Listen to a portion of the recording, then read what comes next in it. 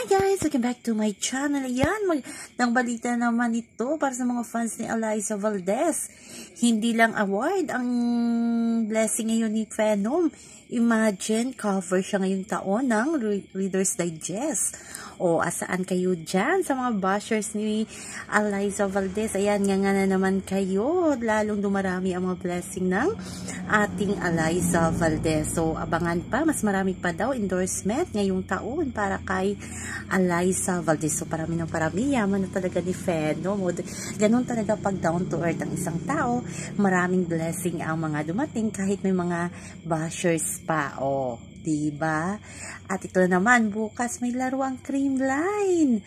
At sana manalo sila. O, diba? Tahimik kayo ng ating Good Vibes team. Pero talagang sabi ni Eliza, babawi sila at we will come back stronger daw. So, abangan natin yan sa next nilang laro. So, yan naman po guys ang ating update. Hanggang sa muli. Bye-bye!